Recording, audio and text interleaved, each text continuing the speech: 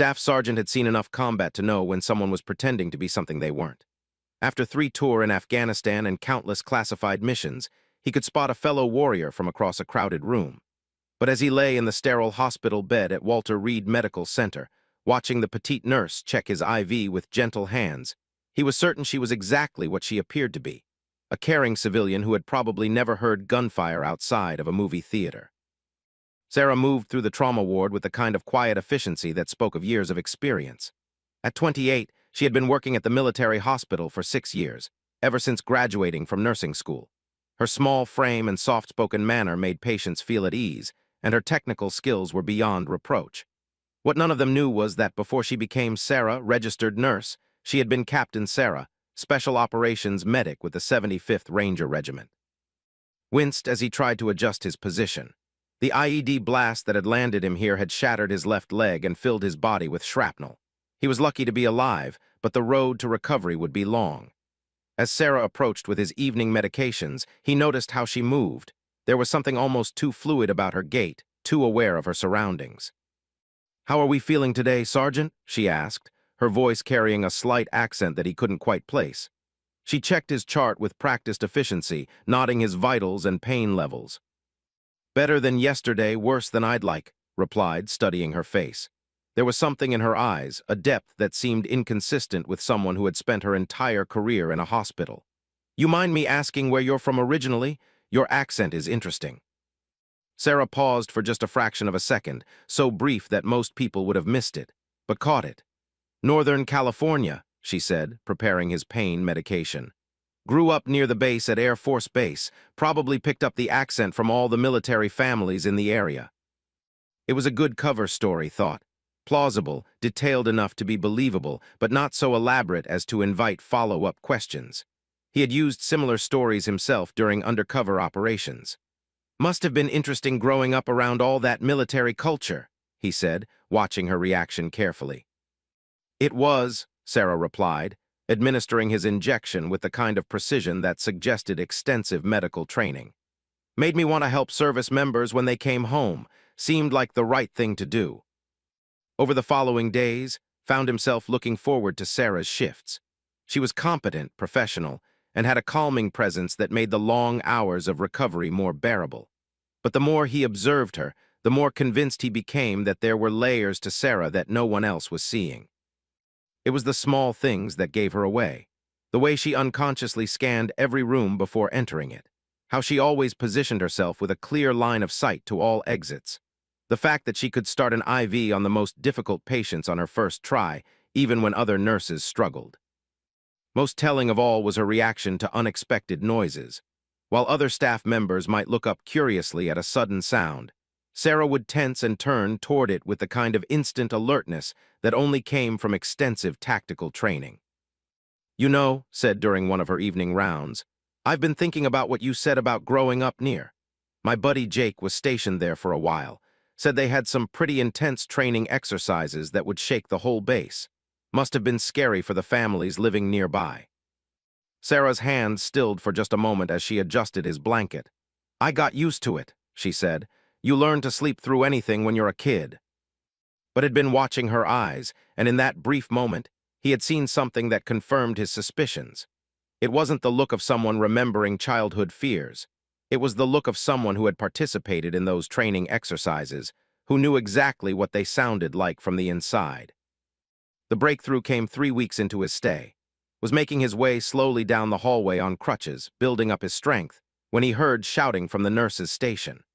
A patient's family member, a large, angry man who had been drinking, was threatening one of the younger nurses over some perceived slight in his father's care.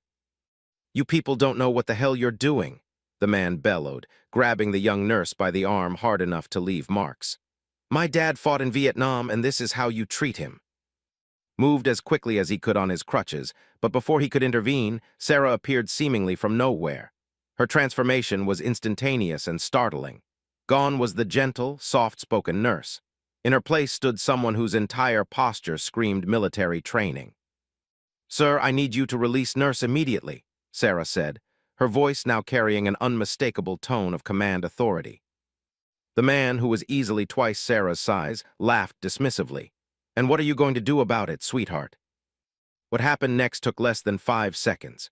Sarah's movement was so fast and precise that, even with his extensive combat training, had trouble following it. One moment the man was gripping the young nurse's arm. The next he was face down on the floor with his arm twisted behind his back at an angle that suggested even the slightest resistance would result in a broken bone. "Security to the third floor, please," Sarah said calmly into the intercom, as if she had simply requested housekeeping. The man beneath her was groaning but had stopped struggling entirely. When security arrived, Sarah released her hold and helped the man to his feet with the same gentle demeanor she showed her patients.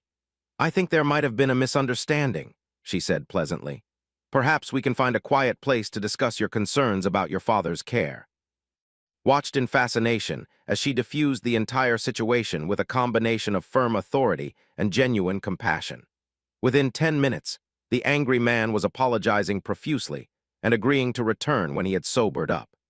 Sarah had somehow transformed him from a threat into a concerned son who just needed someone to listen to his fears about his father's condition. After the incident, found himself studying Sarah with new eyes. The way she had taken down that man wasn't something you learned in a weekend self-defense class. It was the kind of precise, controlled violence that came from years of intensive military training.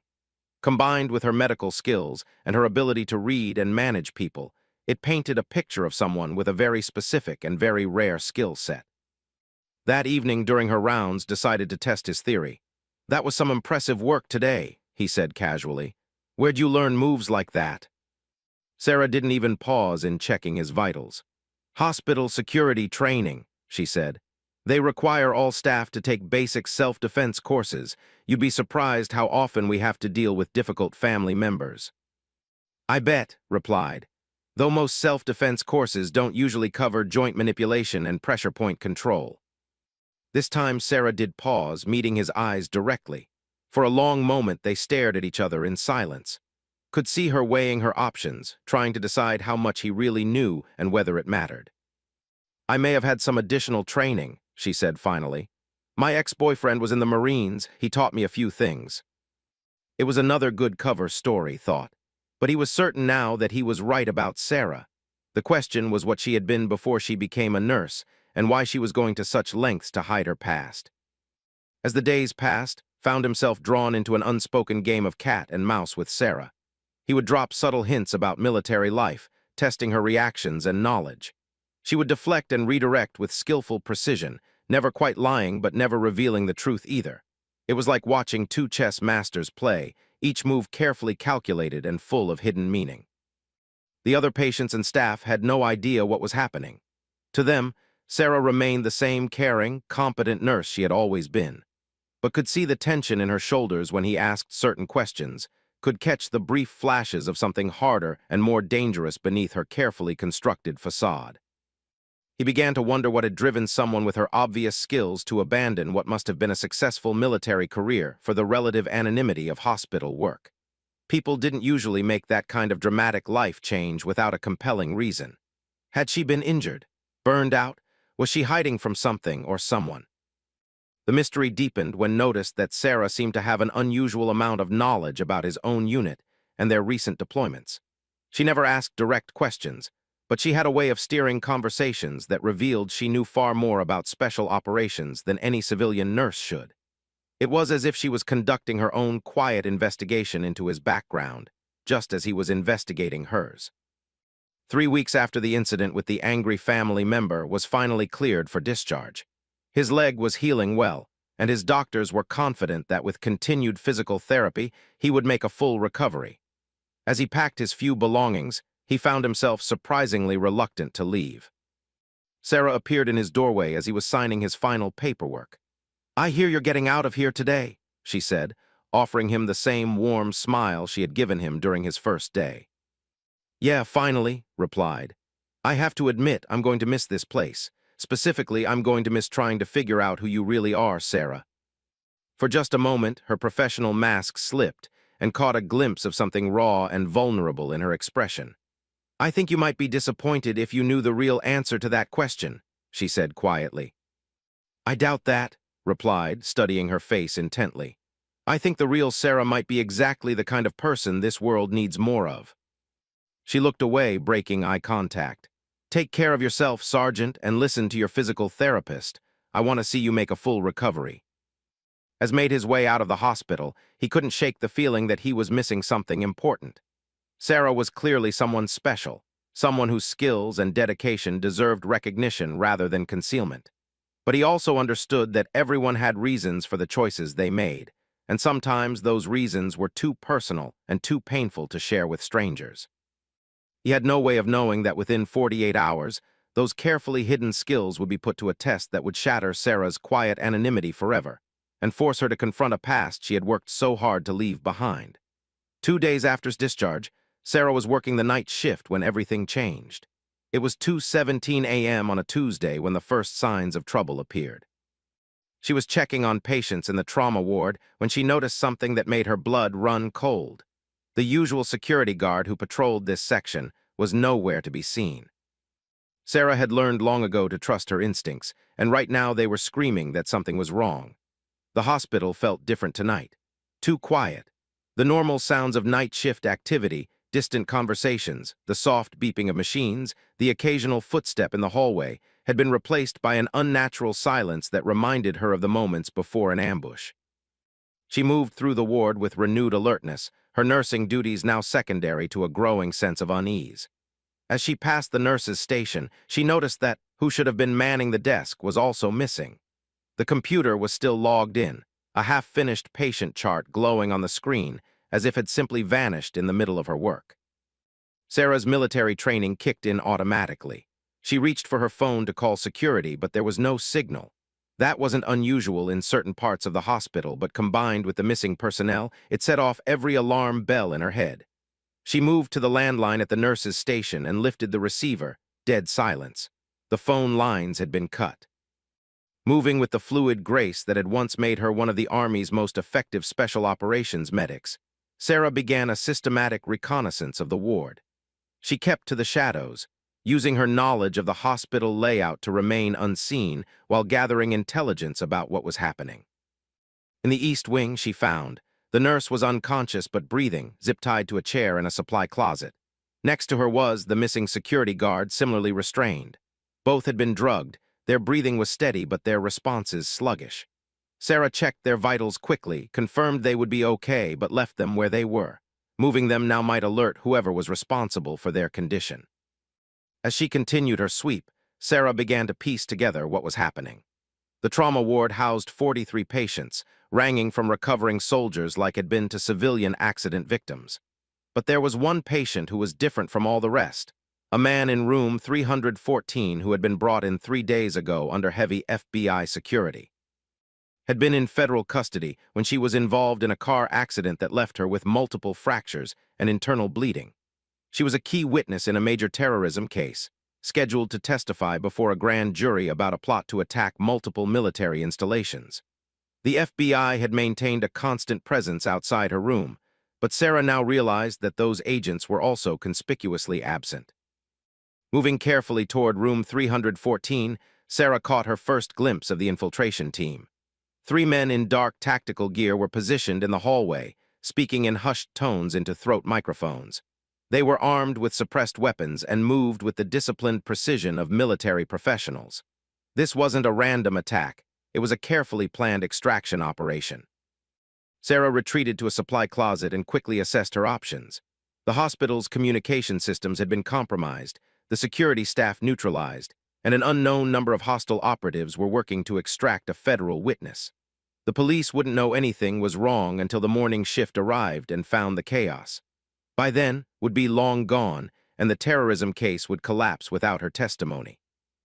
But Sarah faced a terrible dilemma. Getting involved would mean abandoning the carefully constructed new life she had built. It would mean exposing skills and training that she had worked for 6 years to keep hidden. More importantly, it would mean risking the safety of 43 innocent patients who were depending on her to keep them safe. The decision was made for her when she heard voices approaching her hiding spot.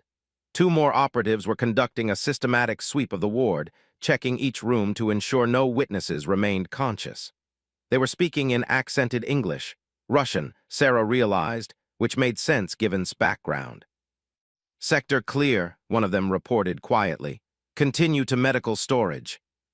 Sarah pressed herself deeper into the shadows as they passed, noting their equipment and positioning. 7 men total, she estimated, all professionally trained and well-equipped.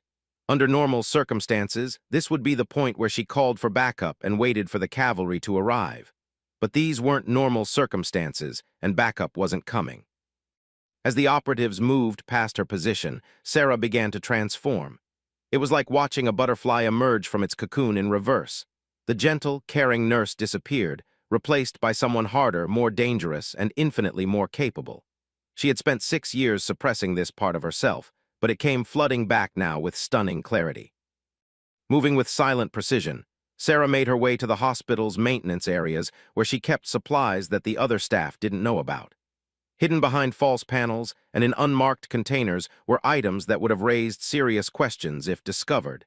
Tactical gear, weapons, and equipment that she had maintained and updated despite having no official reason to possess them. She changed quickly into dark clothing and tactical boots, then began arming herself with items she had hoped never to use again. A suppressed sidearm that she had legally purchased but illegally modified. Combat knives that were supposedly for camping but had never seen a campsite. Body armor disguised as a protective vest for radiation work. As she prepared, Sarah's mind raced through tactical calculations. 7 hostiles, unknown weapons and explosives, 43 civilians to protect, limited cover and concealment options. The smart play would be to hide until morning and hope the operatives completed their mission without harming anyone. But Sarah knew she couldn't live with herself if she let this happen on her watch. Her first target was the operative conducting surveillance from the stairwell. Sarah approached from above, using the hospital's service corridors to get behind him. The man never saw her coming. One moment he was watching the hallway below, the next he was unconscious and zip-tied with his own restraints. Sarah appropriated his radio and weapons, giving her real-time intelligence on the team's movements. "Unit 3, report status," came a voice through the radio. Sarah keyed the microphone and responded in the same accented English she had heard earlier. "Sector 7 clear, proceeding to next checkpoint." "Copy that. Team leader estimates 10 minutes to extraction." 10 minutes? Sarah felt the familiar calm that came over her during combat operations. Time seemed to slow down, and her awareness expanded to take in every detail of her environment. She was back in her element, and it felt both terrifying and liberating. Her next move was to even the odds. Using her knowledge of the hospital's layout, she began a systematic campaign of disruption. Fire alarms in sections where there were no operatives, creating confusion and noise. Strategic power outages that left the hostiles operating in darkness while she retained night vision advantage.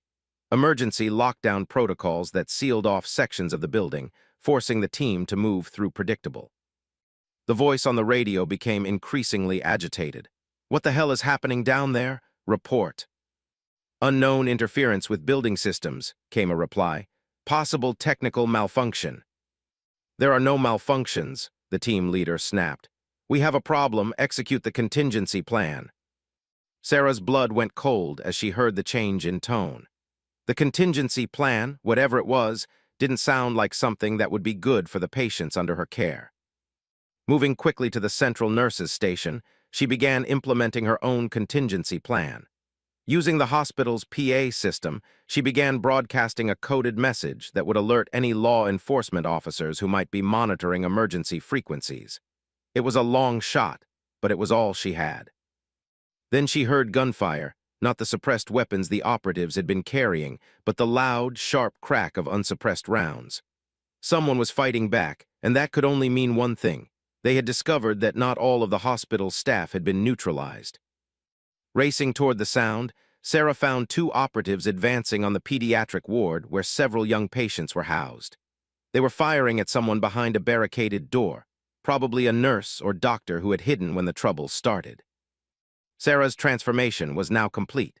The caring nurse who had tended to injuries was gone, replaced by a warrior whose skills had been honed in some of the world's most dangerous places.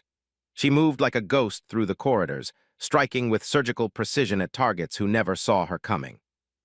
The first operative went down to a perfectly placed shot that incapacitated without killing.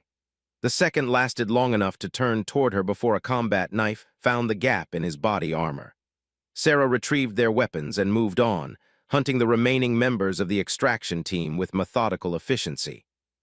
But even as she eliminated threats, Sarah knew that the real test was still coming.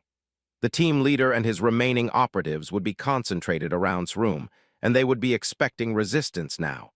The element of surprise was gone, and what came next would be a direct confrontation between Sarah's skills and theirs. As she approached room 314, Sarah caught sight of her reflection in a darkened window. For just a moment, she didn't recognize the person staring back at her. This wasn't the Sarah who had spent 6 years healing people and hiding from her past. This was Captain Sarah, 75th Ranger Regiment, returning to the war she had thought she'd left behind. The final confrontation was about to begin, and Sarah knew that after tonight, nothing would ever be the same again. The corridor leading to room 314 had become a war zone. Sarah could hear crying weakly from behind the barricaded door, while the remaining 3 operatives prepared for a final assault. Their team leader, a man with the bearing of someone who had led similar operations before, was coordinating their movements with cold professionalism. "Charges set," one of them reported quietly. 30 seconds and we breach." Sarah knew she had 30 seconds to prevent them from reaching their target. But these weren't the scattered, surprised operatives she had been picking off throughout the hospital. These men were concentrated, alert, and ready for a fight. Taking them on directly would be suicide. Instead, she did something they wouldn't expect. Using the hospital's intercom system, she began to speak directly to them. "This is Captain Sarah, 75th Ranger Regiment," she announced, her voice echoing through the corridors with unmistakable authority. "You are surrounded and surrender now and you will be treated according to the Geneva Convention." The effect was immediate. The operatives froze, looking around uncertainly. Their intelligence had told them that the hospital staff were civilians, nurses, doctors, security guards. The idea that they were facing a special operations veteran changed everything. "Impossible," the team leader muttered into his radio. "Intelligence said the facility was soft." "Your intelligence was wrong," Sarah continued, using her voice to mask her movement through the ventilation system above them. "You have 60 seconds to lay down your weapons and surrender. After that, I will consider you enemy combatants and act accordingly." What the operatives didn't know was that Sarah was fighting not just to protect, but to protect something even more precious: the 43 other patients whose lives hung in the balance. Every patient in the trauma ward was someone's child, parent, or spouse. They were injured veterans who had served their country, civilians who had been hurt through no fault of their own, and young people whose futures depended on the care they received. "She's bluffing," the team leader decided. "One person cannot take out an entire extraction team. Proceed with the breach." That was when Sarah dropped through the ceiling tiles directly behind them. What followed was 45 seconds of controlled violence that would later be studied by military analysts as a textbook example of close-quarters combat. Sarah moved through the 3 operatives like a force of nature, using their own surprise and confusion against them. Her years of training, combined with intimate knowledge of the hospital's layout, allowed her to turn every corner, doorway, and piece of medical equipment into either a weapon or a shield. The first operative went down to a disabling shot to the shoulder before he could fully turn around. The second managed to raise his weapon, but found it knocked from his hands by a perfectly timed strike that sent it skittering across the floor. The team leader lasted the longest, but his tactical training was no match for someone who had spent years perfecting the art of close-quarters combat in real-world conditions. When the violence ended, all 3 men were alive but thoroughly neutralized. Sarah stood among them, breathing hard but uninjured, holding their weapons while they lay groaning on the floor. Her transformation was now complete. The gentle nurse was gone, replaced entirely by the warrior she had once been. She called through the door. "This is Sarah, one of your nurses. The threat has been neutralized. Medical assistance is on the way." As she began treating the operative's injuries, because even enemies deserved medical care, Sarah heard the sound she had been hopping for: sirens. Her coded message had finally reached someone who understood its meaning, and law enforcement was arriving in force. The first officers through the door found a scene that explanation. 7 unconscious or restrained operatives, all professionally secured and receiving medical attention from a small woman in scrubs who moved with military precision.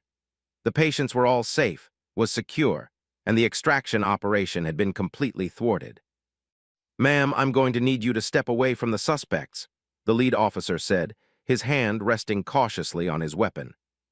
"I'm a nurse at this hospital," Sarah replied calmly, not stopping her work on an operative's bullet wound. "These men need medical attention before you transport them. The one on the left has a concussion, the one by the door has a dislocated shoulder, and this one needs stitches." The officer looked around at the scene of controlled chaos. Unconscious men secured with zip ties, weapons carefully placed in a neat pile, and not a single patient harmed. "Ma'am, I don't know what your background is, but this isn't the work of just a nurse." Sarah met his eyes directly. "My name is Sarah. I'm a registered nurse at this facility. Everything else is classified." Over the next few hours, as FBI agents arrived and began their investigation, Sarah found herself in the surreal position of explaining what had happened without revealing who she really was. The official story, that she had hidden during the attack and found the operatives unconscious when law enforcement arrived, was obviously false, but it was the story that everyone seemed willing to accept. The patients were evacuated to other floors while crime scene investigators processed the trauma ward. Sarah continued her duties, checking on the relocated patients and ensuring their care wasn't disrupted by the night's events. To anyone watching, she was simply a dedicated nurse who had gone above and beyond during a crisis. But word was spreading throughout the hospital about what had really happened. The security guards who had been rescued spoke of being taken down by professionals. The other nurses whispered about Sarah's calm competence during the emergency. Most telling of all, the FBI agents kept looking at her with a mixture of respect and curiosity that suggested they had figured out more than they were saying. 3 days after the incident, appeared at the hospital. He wasn't due for a follow-up appointment for another week, but he had heard about the attack and needed to see for himself that everyone was safe. He found Sarah in the break room, sitting alone with a cup of coffee and staring out the window at the morning sky. She looked exhausted but uninjured, still wearing scrubs that bore no sign of the previous night's activities. "I heard there was some trouble here," said, taking a seat across from her. Sarah looked up, and for the first time since he had known her, her careful mask slipped completely. He could see the weight of what she had done, the cost of returning to a life she had tried to leave behind. "7 men," she said quietly. "All professionals. They came for, but they would have killed anyone who got in their way." "But they didn't succeed," pointed out. "Someone stopped them." "Someone did," Sarah agreed, her voice barely above a whisper.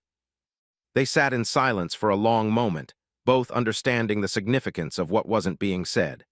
Had suspected that Sarah was more than she appeared, but even he hadn't imagined this level of capability.